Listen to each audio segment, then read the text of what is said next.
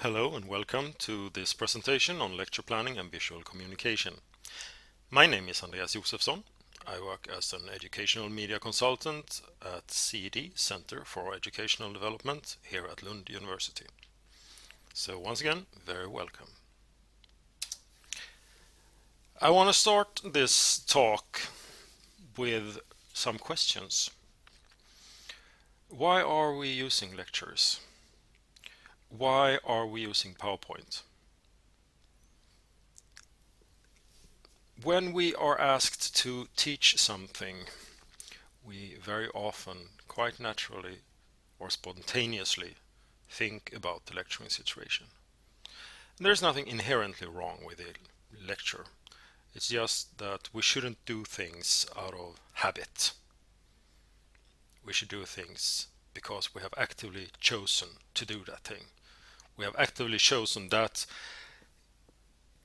teaching and learning activity because it fits my intended learning outcomes, to speak the lingo. And similarly, we shouldn't be using PowerPoint unless it has a point. Excuse the pun. I cannot provide any solid answers to these questions. When and why we lecture, when and why we use PowerPoint.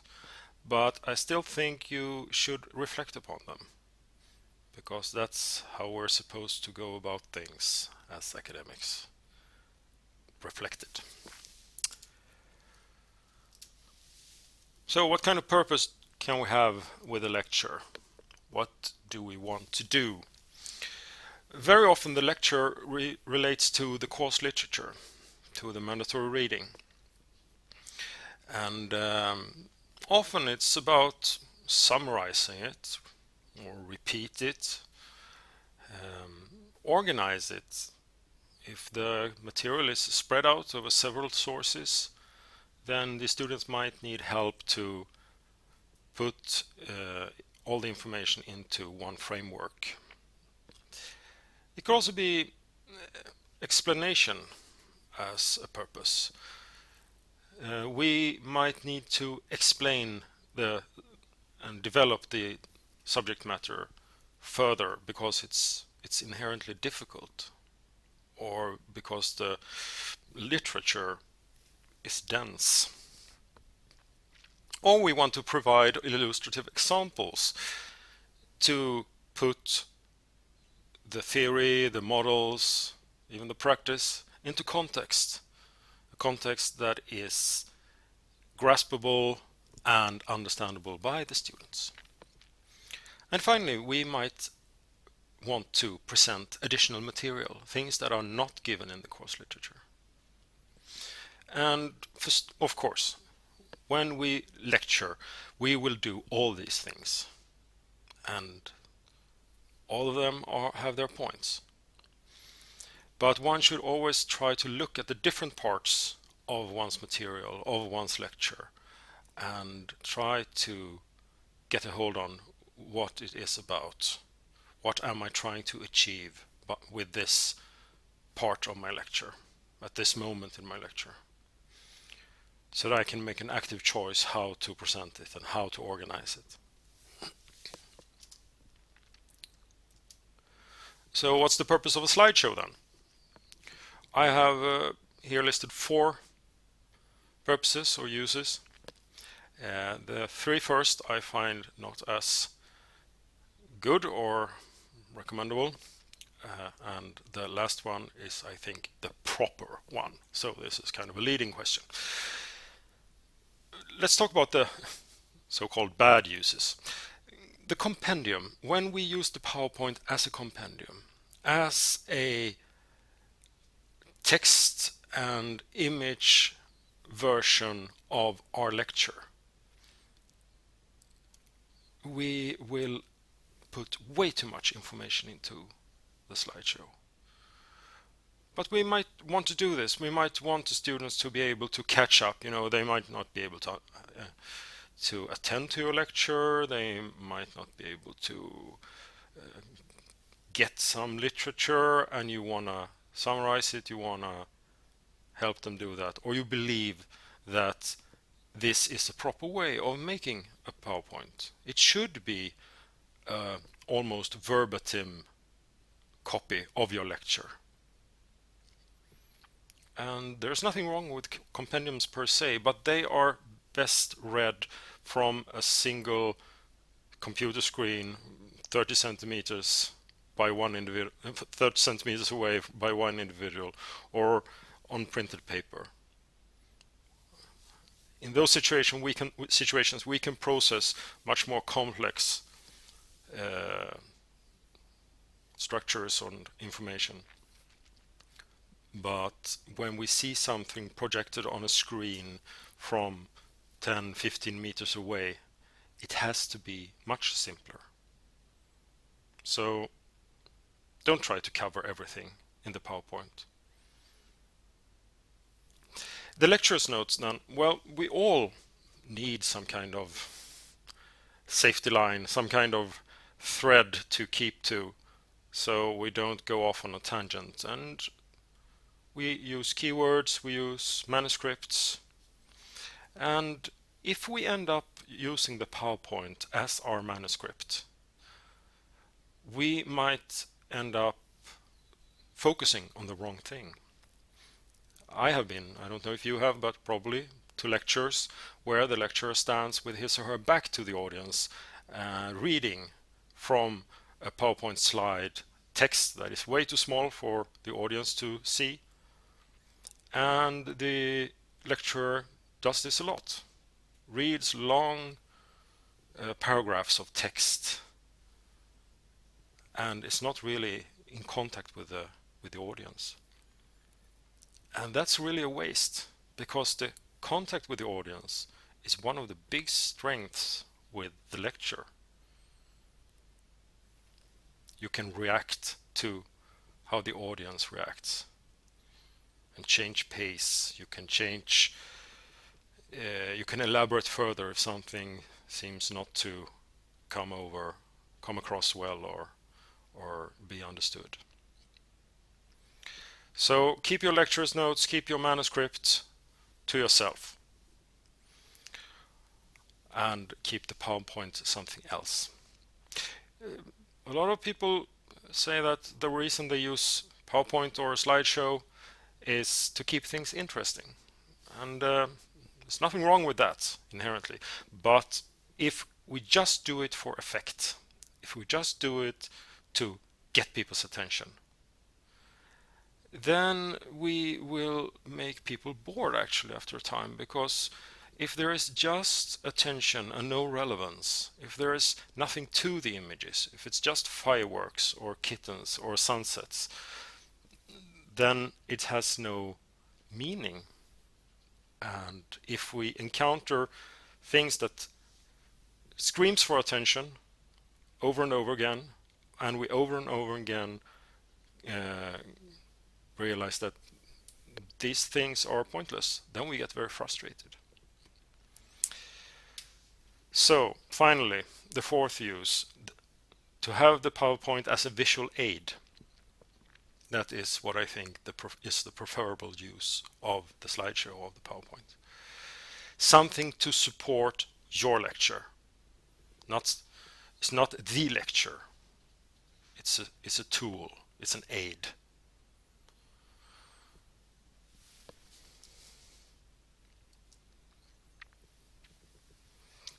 So it's a visual aid, and as a visual aid it's not alone.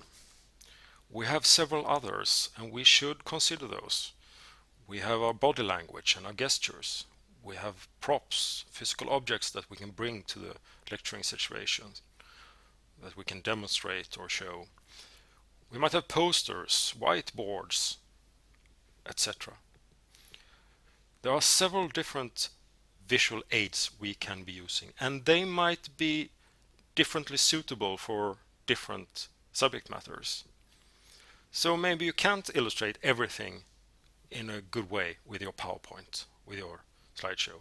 Maybe some things are better conveyed through body language or through showing something, a physical object. So everything you want to illustrate, everything that you want to make more clear, actively choose what kind of visual aid you use to do this.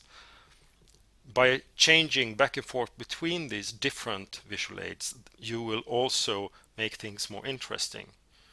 You will introduce change, and that is something that keeps our interest. And it's also meaningful change.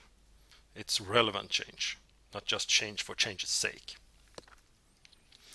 So, a presentation, a PowerPoint, it's not a lecture.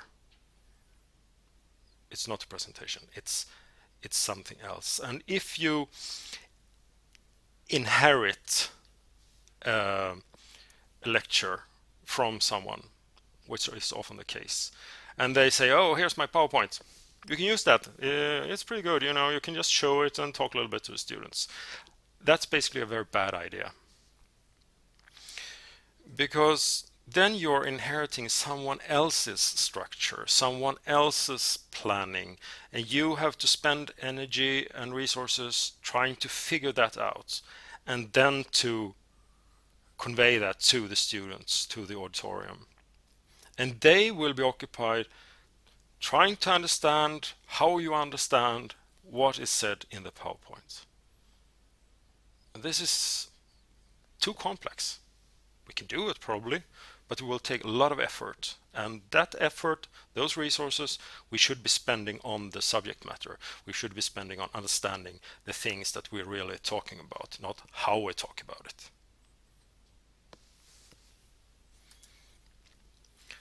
So when planning your lecture, the first thing you gotta keep in mind, and keep keeping in mind all through the whole process, is the audience.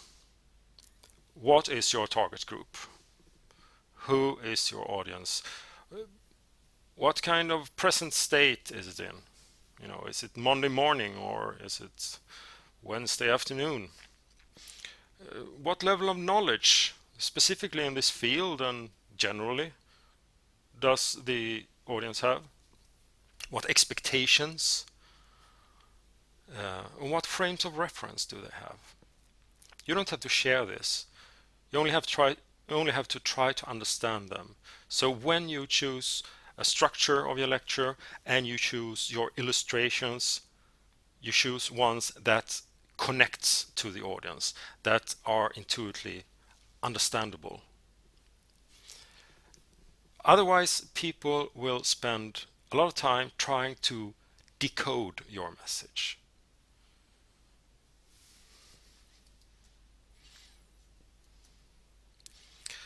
The message then, the content, the thing that actually is the thing we want to share, transmit, have people experience, that has also to be clearly defined. And we do this by defining intended learning outcomes, and we do this by defining the actual content of the lecture. But sometimes we tend to do that in a very blurry fashion, in a very unclear fashion. We should try to condense the message, not into one sentence as they do in the advertising world. We are academics after all, but into key phrases, key words, key topics, so we can make a clear and actively chosen structure. Why am I talking about structure? Well, it's a basic human need to understand, to make sense. It's something we do by default, automatically. We try to make sense of what we see, what we experience. And if we experience something that we don't understand, we try to interpret it in a way so that it fits into the whole. We don't like loose threads. If we experience too many loose threads, we get frustrated, we get angry, or we might even give up. And how do we make sense? Well, we do it by telling stories. Storytelling is one of those trend words, but it is a basic mechanism among humans and in our psyche. How to connect things, to see how things causally belong together. After this happened that, and after that this will happen. This is the beginning, this is the middle, this is the end. We do this, we impose this structure on things that we experience at the moment, but also things that we experience over time. And what kind of stories do we tell then? What kind of structures do we impose? Well, we use the simplest that we know. And the simplest doesn't mean logically simplest or objectively simplest or simplest according to the subject matter. It's the simplest in the way that it's the most familiar way, the thing that we feel most familiar with. That's the thing we spontaneously will try to use to understand what we're experiencing. Like this, for example. This is an early photograph of the surface on Mars. It's kind of blurry, and it's some kind of geographical object or geological object.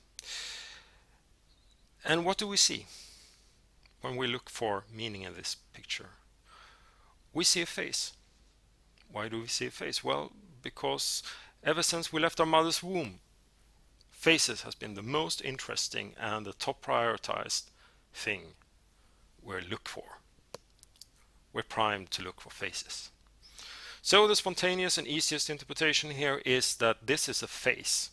And from that we can draw the conclusion that this is artificial, this is a building, this is not the natural configuration.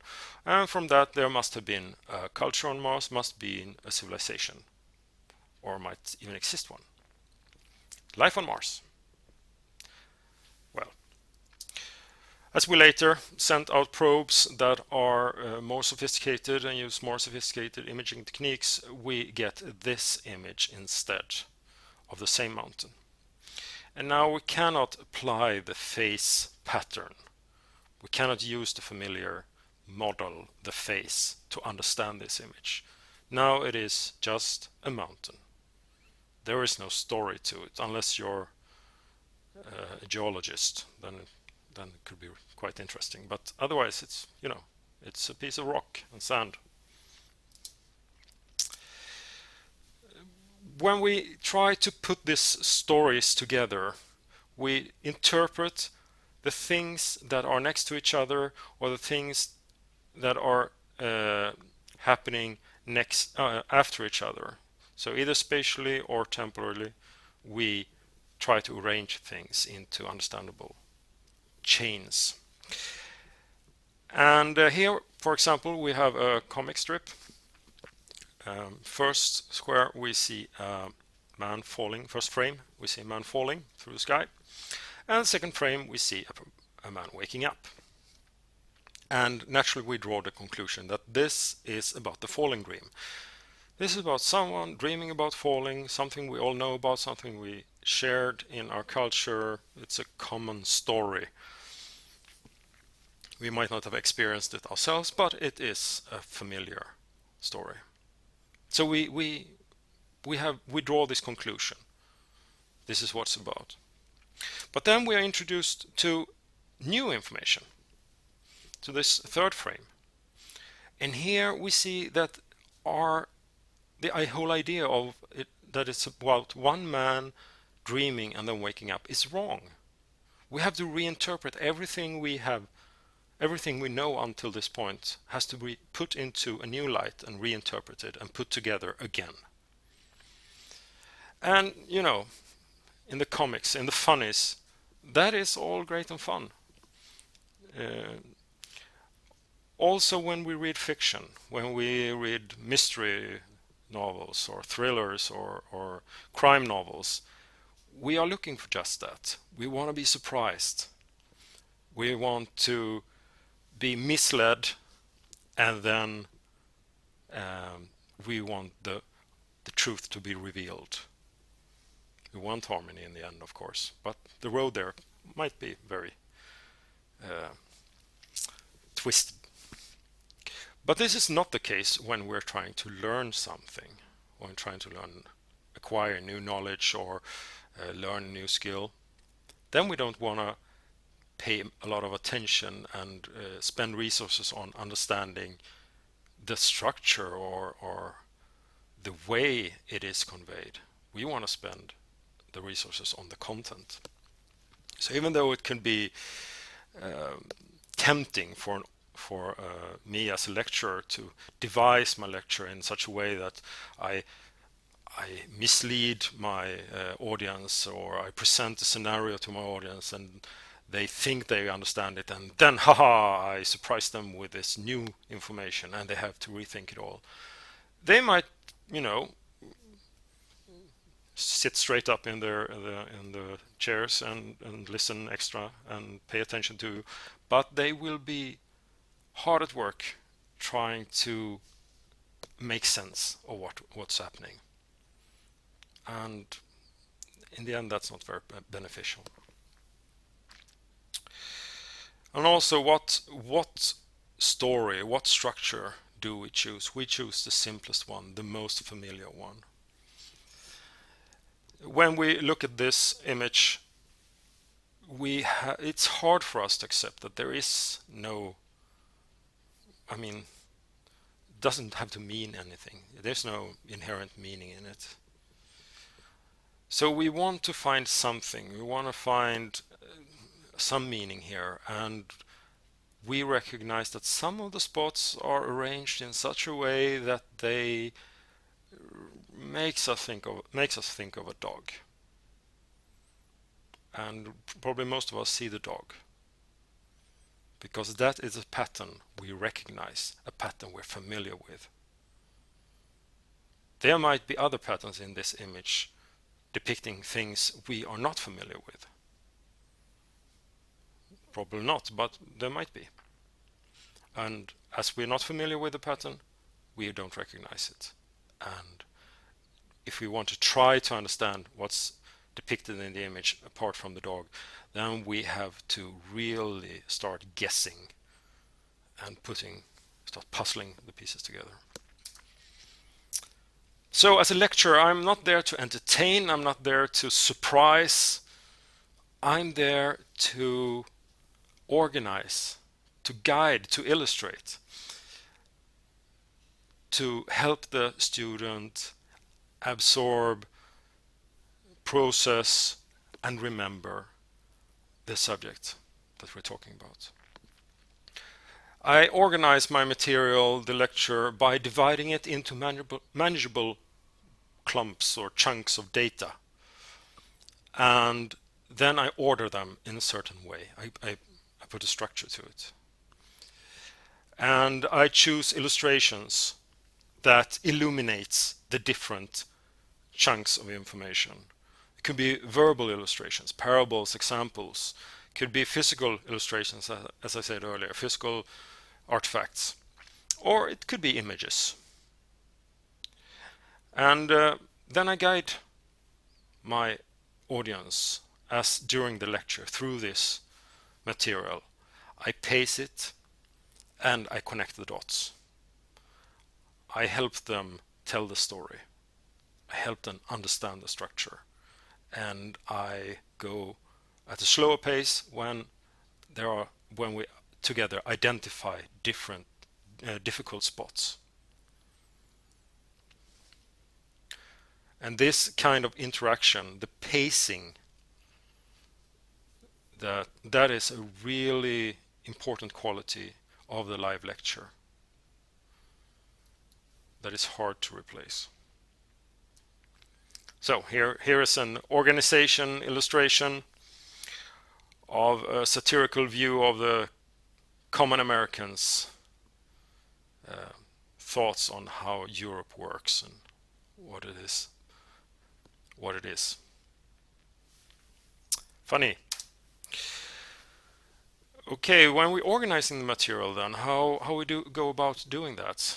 Well, we need to know something about how our mind works, how our consciousness work.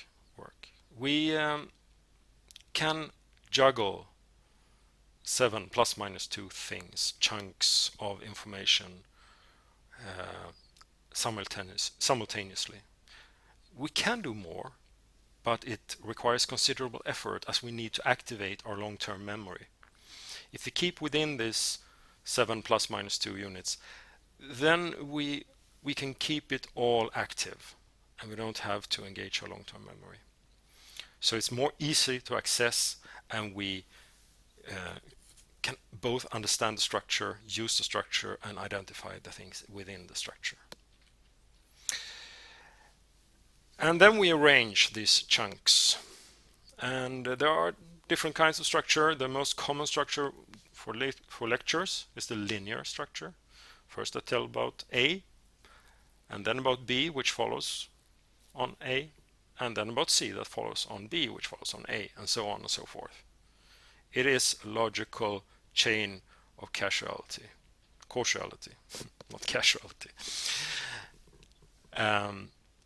I can arrange it in other ways. I can organize it in other ways. I can do a tree structure or a branching structure where I have my main topic at the center, and then I branch out into subtopics, which in their turn are branched out into subtopics, and so on and so forth. This is a useful structure if you want to if you're going to have a more interactive kind of lecture where the audience will respond to you and say, well, could you tell us more about this, or can you tell us more about that, and please tell me about that again. Then this structure is good, because then it's easy to jump around and be more flexible. The net structure, or the associative network structure, has a structure that is very difficult to grasp. Two things can be connected, and there is no beginning and end, really. There is no first this and then this, but it's a lot of relations. And this kind of structure develops during conversations, during discussions, but it's not something that is easily used when organizing material for a lecture. Okay, let's say we choose the linear structure then. In what order should we show things? In what order should we tell? Is there only one way? Is there only the way governed by causality? This first, and that builds on that, and that, and that. Or can I organize material in other ways? There is something we call the 5 coat hangers in communications, or the acronym LATCH, which stands for location, alphabet, time, category, and hierarchy. These are suggested ways to organize material. Location is all about space. We live and move about in 3D space, so we spontaneously know about spatial relationships. And by dividing material into spatial groups or spatial relationships, geographical zones, it is a structure that we understand. It's not difficult to figure out that kind of organization. We have the alphabet organization, which is actually kind of opposite. There is no natural counterpart to the alphabet. It's totally artificial. It's totally arbitrary. There's nothing logically that says that B has to follow A.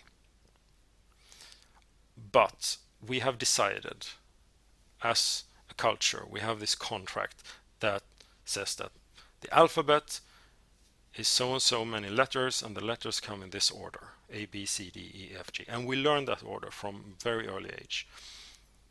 So when someone starts structuring something around the alphabet, we find that it's easy to understand and simple. even though it's totally, as I said, artificial. Time is back to nature again. This is something we experience. We see the passage of time. We understand the passage of time in some way at least. And by dividing something up along a temporal scale, along a timeline, then we also get an easily understood structure. We can divide the material into categories, but here we have a challenge because the categories might not be known by the students or the auditorium. They might come from the actual subject matter, originate from it. So in that case, you need to explain the categories first and then their contents, or use some example of from each category to define a category. If I don't know what a classic car is, I'm not helped by someone saying that this T40 is a classic, or that that Testarossa is a sports car, if I have no idea what a sports car is. And finally, we have the hierarchical organization. And that is anything that you can put on a scale, any kind of scale. Heavier, lighter, faster, slower, better, worse, newer, older. Actually, it's the time scale is a special case of the hierarchy. We also understand comparison. We understand timelines. We understand scales spontaneously. So, a very, very hands-on, almost too concrete suggestion on how to deal with lecture planning. You have your subject matter, you have the things you want to talk about, and you divide it into these chunks, into these sub-parts, these sections that are easily distinguishable, and you arrange them in an order that is familiar to the students, to your audience. Not something that's familiar to you or that is well known within the field. It's the audience you need to help make sense of this. And if that structure, if that order is not obvious, if it's not intuitive, then you need to explain that structure first. That has to be the first section. And then you can take each section and divide it into 7 plus minus 2 subsections or units. And let each of these units become the basis for one slide, one image. From this unit, from this subsection, you choose 7 plus minus 2 key phrases, key words that you can put on the slide, and you choose maximum one image. If you need to show more than one image, do multiple slides. Because if we're presented with 2 images, we will start comparing them and prioritizing them, and that will be a work that's not necessary. We could alleviate that, and we can free up resources for the more important stuff. This is not the be-all and end-all way of doing lecture structuring and lecture planning, but try to work in this manner at least and see where it takes you.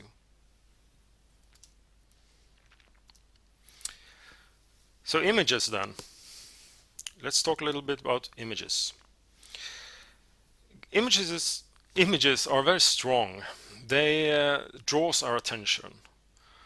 They create a focus, and they are very immediate in that sense that we get very quickly a gut reaction to them. If we have to read a text, we need to process that, and then we can get some cognitive or emotional reaction. But with an image, that process is rather quick. It can be overpowering if we see an image of a war zone or a train wreck or something. It can be too much. We get physically sick and we shut down. But also the image can be softening things. It can make circumscribe difficult things. The image also is open in that sense that it contains so many different parts, so it evokes many different associations, and that is good for our processing and our memorization. Our brains are neural associative networks, and the more associations we connect to something, the easier it is to remember and access. The meaning of images shifts. There are always a contextuality to the meaning of the image. It can be cultural, it could be the group, it could be the profession, it could be the specific science. Every kind of grouping have their own codes when it comes to deciphering images. And that meaning can change. So we need to know our audience. What are their position? What do they know? And also with an image you get this, because it's open, because it starts all these associations, you will get a wider variation of the individual interpretations. If I say or write in text 10 milligrams of sulfuric acid, that is what it is. Everybody will be thinking about 10 milligrams sulfuric acid, hopefully. If I show an image of 10 milligrams sulfuric acid, then there will be a lot of interpretations. There will probably be very different conclusions drawn from this. And in this case it's bad, but in other cases this ambiguity, this diversity in interpretations can be a good thing as a basis for discussion, or as a basis for sharing perspectives and widening the scope of the subject matter. So images are a good opening into something. This is an example of the contextual meaning, the contextual dependence of the meaning of the image. This is a portrait painted by Hans Holbein, the younger. You probably recognize it. And to me at least, this is fine arts. This is sophistication. This is classical workmanship regarding oil technique, or painting technique. It is high culture. It's highbrow. But what did it mean when it was painted? Did it mean that? No, not really. That wasn't the primary function of it. If we would translate this image into something more modern and more easily understandable for us, it would be this. What this image is about is very clear. We have the luxury car, we have the designer clothes, we have the expensive accessories, we have the an attitude that is very sure of itself. And this is an image about success. It's an image about prowess. And that is what this is about too. This isn't bragging picture. What this image wants to say is that here we are, two young, well-traveled, educated, rich men. Do business with us. Marry us. Do both. No, we're top of the line. So there's nothing really sophisticated about this. And Anin, the writer, said, we don't see the world as it is, we see it as we are.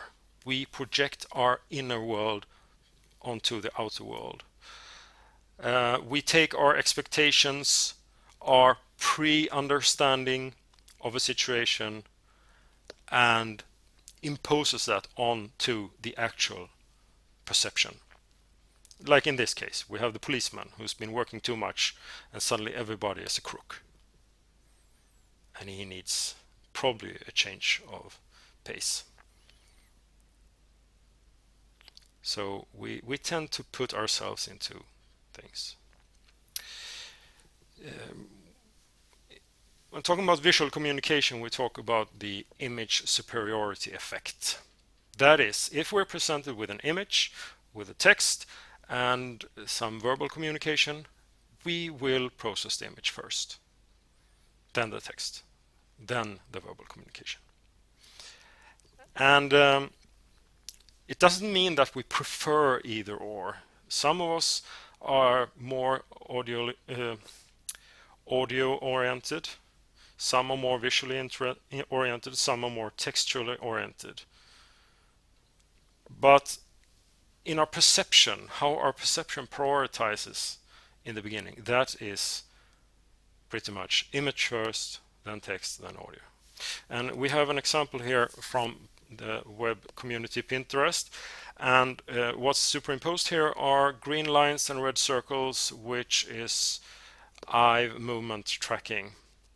So we see how people have moved their eyes and what they have looked on in this image, looked at in this image.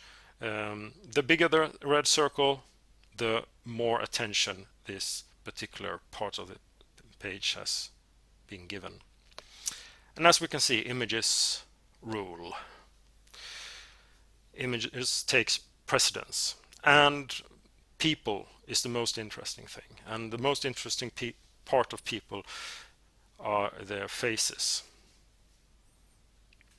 And first after we have decided if the image is relevant, interesting or not, then we can start reading the text.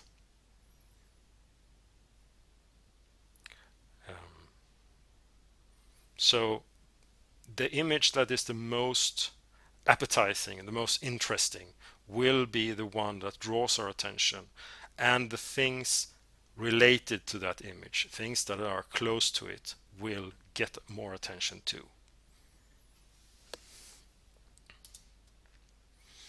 The image superiority effect is used very effectively in much advertising, especially in the tobacco industry here. This advert is more or less divided into two parts. We have the image of the happy cowboy who's seizing the day, who's squeezing the juice out of life and enjoying it to the fullest. He lives the moment. And then there is the text at the bottom right, which is boring, squarish, unornamented, and very, very sensible and very rational. And it says, smoking is bad. But we ignore this because the cowboy is so much more interesting. And he's happy. And the text that the cigarette company wants us to read, that text is ornamented. It's elaborated. That the typeface is more personal. So we will be reading that text because it's more interesting. It's different. And the text even spells out, some days weren't meant to be tamed. Happy birthday means you deserve freedom. You shouldn't listen to stupid warnings about the dangers of nicotine or smoking.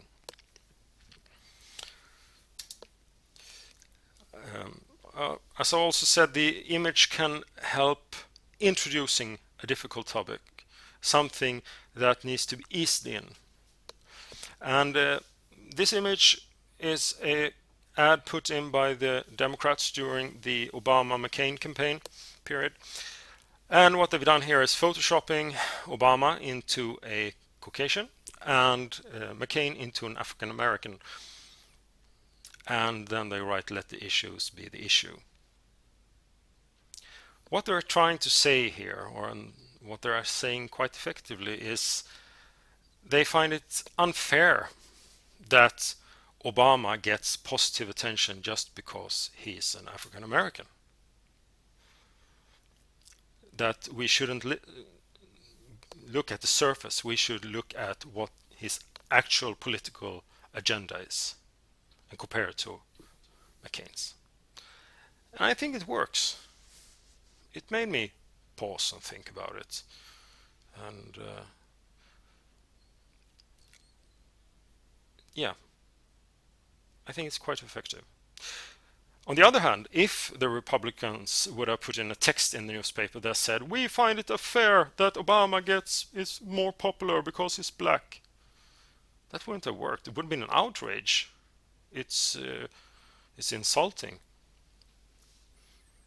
So by this more open, softer approach by the image, we can connect to people even with difficult subjects.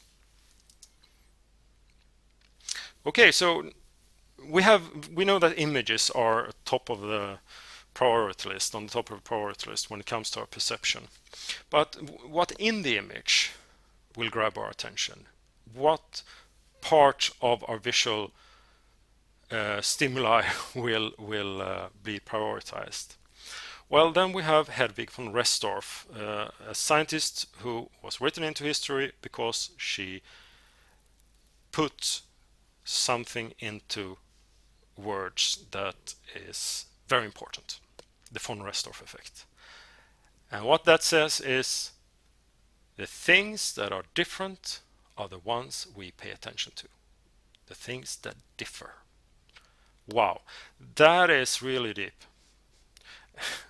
It's really obvious, actually. It's not really a relativity theory here we're talking about. But it is also important and also often forgotten. And we can talk about experiential differences. We can pay attention to something because this is like nothing else I've ever seen. Or we can pay attention to something due to contextual differences. This thing sticks out. This doesn't fit into the picture. This is different somehow here and now. And if we look at this image, for example, we have a lot of buttons. And they are more or less seen as a collective. We don't identify the singular buttons, apart from the big yellow one in the top middle. Most of us do that, at least. Why so? Well, because it's bigger, it's brighter, and its contour is almost respected. It's not covered that much. So this is what draws our attention. This stands out from the crowd. This becomes an individual, something we pay attention to. And then the blue button too. It's not as loud as the yellow button, but it is definitely something that we will look at as an individual button, because it's close to the big yellow button and it's the next thing that draws our attention. And once we have dealt with this difference, with this thing that we perceive as different, we have decided if it's something that fit into everything or if it's something that we cannot fit into the picture. If we can't do that, we will be frustrated. We will, in the end, if this happens a lot, we will get either angry or depressed, depending on if we tend to act out or act inwards. So attention is given to the things that stand out, the things that differ. But that's not enough. As I said, if I continue to meet images that are not relevant, that has no point, that doesn't fit into the story that I'm part of just now, then I will dismiss them.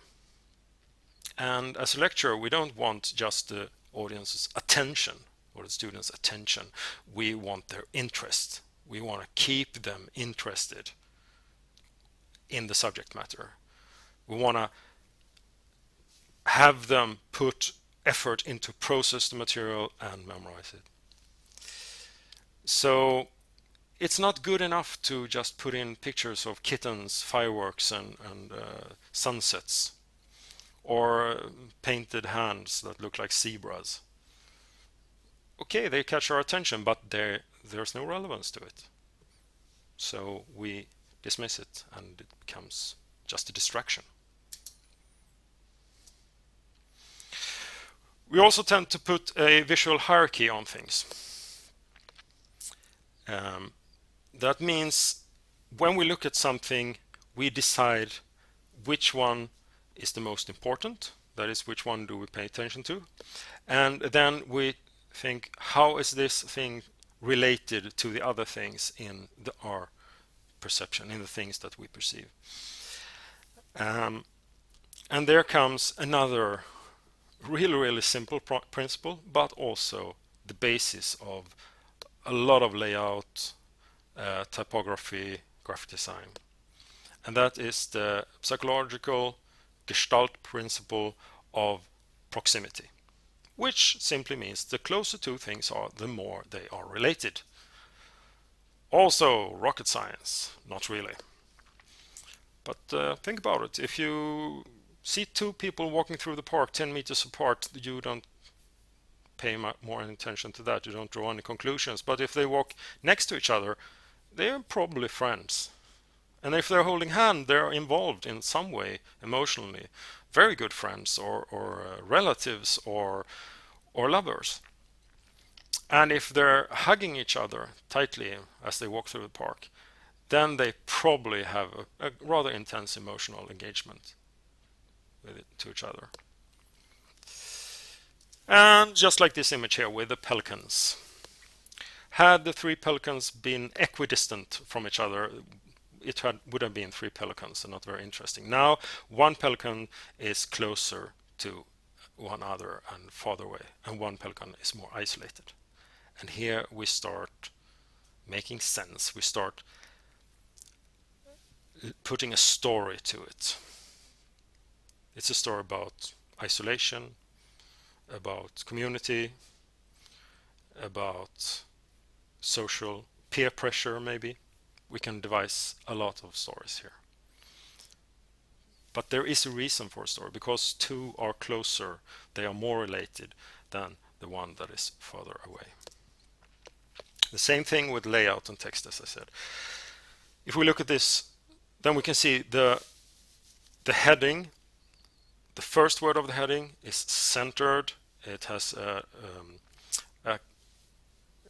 caps first letter. The S is a big S, and so we start looking there, and we read Stillheden, and then we look for the next word, which is the next closest word is Findus, and the next closest word to that is Icke, and the next closest thing to that is John Cage, and the next closest thing to that is the paragraph text.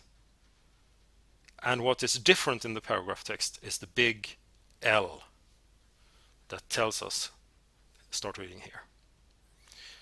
So in this way we find, through proximity, we define a way, a path through this visual stimuli, this image, that probably most of us will take. The image is such a strong component in itself, the portrait of John Cage. So people will look at it. We don't have to bother really tell people, pay attention to this image. But it's worth noting the fact that the image and the paragraph text is closer to the fold, the centerfold, than they respectively are to the outer edges of the page. And that makes them related. That makes them form a bond. So we spontaneously understand that this image is for this article. And had it been the case been reversed, so the portrait had been all the way to the left and text had been all the way to the right, we might start thinking that these are two separate entities. The portrait might be the end of another article and the text is the beginning of this, or something like that. So, talking about text, I mean, text is also a kind of imagery. It's it's an imagery with arbitrary meaning put to it. Um, anyway, when we use text in slideshows, we gotta ask ourselves, what is the purpose? Is it to cram so much information into it as possible? So you, or is it about trying to convey a message? And if we really want people to read our texts, they they have to be legible. That is, each letter has to be easily identifiable. They have to be readable.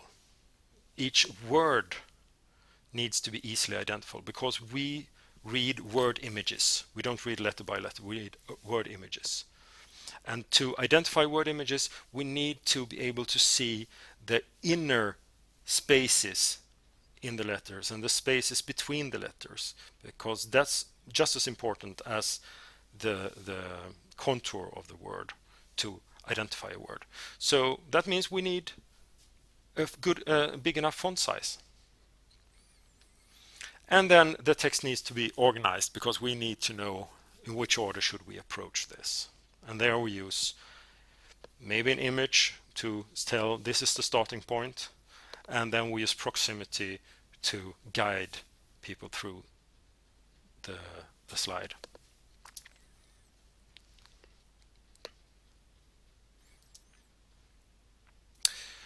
As I said, fonts, letters, typefaces, they are images too in their own way. And they have connotations, they have associations connected to them. Even though we don't have the actual corporations' names written out here, we still know what corporations we're talking about. Not only through the logotype, the familiar image, but also through the typography. They have very personal letters that they use, specific letters that they use. And this is a perfect example. You probably know about Comic Sans. Comic Sans is a typeface that is everybody loves to hate, but still a lot of people use this. It's actually the most popular typeface, most used typeface in the world. And it's nothing inherently wrong with it. It's friendly, it's easy on the eye, it's very readable, its legibility is good. But it has consistently been used in very informal situations, like Peter's 5-year-old birthday party, or the barbecue with the neighbors, or the after work beer with your friends or colleagues.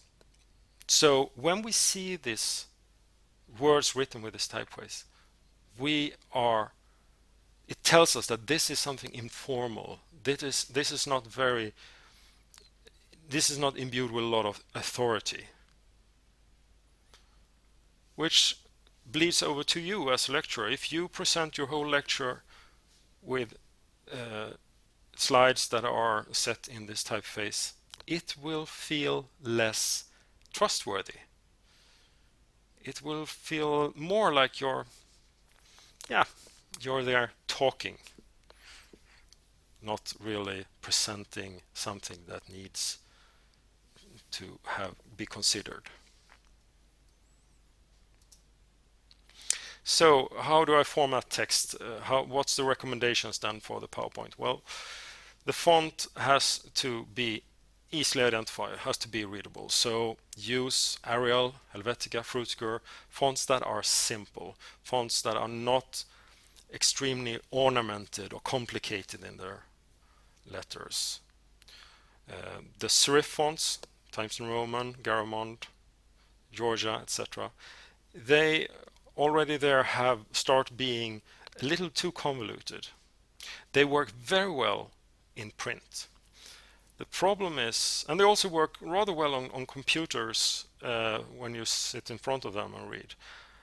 But when you project them through a projector, we have the problem with the resolution. We often project things with a rather low resolution, and that makes intricate letters, complicated letter forms, difficult. They become blurry, they become pixelated, and they become more difficult to decode.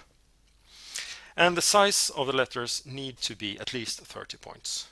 What? You say, 30 points? I won't be able to fit anything in on my slides in that way. Well, maybe then you need to divide your material into smaller parts. If you can't say what you want with 30 point size text on a slide, then you need to rethink your message. That's the harsh truth. Some tough love there. And when you're laying out the text, once again, difference gives attention. Proximity tells about relation and hierarchy. And then we have the power of the line. The line overrides everything else. It says to the eye, stop or follow me. And this is why newspaper layout works. If we didn't have the barriers, if we didn't have the lines, the bars, this text would have been very difficult to decode. But now we have set frames that we move within, set boundaries. The problem is if we use a lot of lines to divide our material, we might end up, or probably will end up, cramming too much information into our slide. We don't want to look at slides that look like this. We might like to read a newspaper that look like this, but we will never care for a slide this complex. And also within the text, proximity is important, which we see here. If just because they ignore the law of proximity, we read car products on care now sale, even though we intellectually later understand that, well, we read from left to right, so it's probably car care products now on sale. But that's not how we spontaneously process this. And we should never make it more difficult than needed. When it comes to instruction, usability, design, and so on, you often talk about information redundancy. You want the text and the image to convey the same thing. There should be an over representation of the same information. But when you're explaining something, illustrating something, then you might want to try a little bit different approach. You might want to use the image and the text in such a way that they together become more than, the sum becomes more than its parts. Like, for example, this. Here we have two men identically looking, apart from one wearing glasses. And then we have the text. One text says Hell's Angel, the other fashion designer. So, just looking at the text, we don't get what it's about. Just looking at the images, we don't get what it's about. But together they convey a particular meaning that would be very difficult to explain without this cooperation between word and image.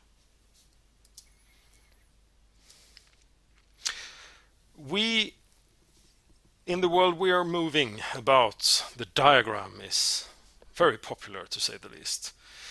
And diagrams are powerful because they combine the power of the image with the precision of the word. We have the overview of curves and lines and bars and stuff, but we have the precision of the measure points that we can define within as many decimals that we care to put into it. But the risk with this is that we put in, once again, too much information. It becomes too complex to decode. So a diagram is very good for the overview. You get the general feel for a process or a structure. But it's very bad for details. And if you start reading out text that is too small for the auditorium to read from your PowerPoint, where you read measuring points, or you read names of the scales or something like that, then you're in the woods. You should consider handouts if you have a diagram that is so important that you need to talk about it in detail, because in that form it's more accessible. Here we have an example of of information overload. This is a visualization of Obamacare. Yes, well. So, finally, to summarize, your mission as a lecturer is to structure the material, divide it into manageable, identifiable pieces, to order them according to a structure that is intuitive, familiar, and easily understood by the audience. And then you illustrate these chunks of information with images that are appropriate to the audience. This means that you need to know your target group. You need to know your audience a little bit.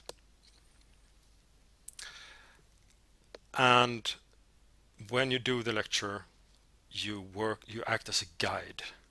You pace the lecture so that you see that everybody is on board, and you connect the dots. You make the story, the structure visible. And once again, my hardcore framework for dividing your matter into images and subsections and stuff. Well, that is what I wanted to tell you today. And I thank you for your attention. My name is Andreas Josefson once again, and if you want to contact me, discuss further, or ask anything, you have my contact information here on this page. I also want to point out the caveat at the bottom. I have committed a cardinal sin here. I have shown you a lot of images and I have not credited anyone. I haven't told about what resources or who made this image. And that's a big no-no, and I can just hang my head in shame and say that, oh well, I've collected these images over time and sometimes you forget about that stuff and so on and so forth. But if you recognize an image and you want it credited or removed, please don't hesitate to contact me, and I'll do my very best to make amends. So once again, thank you.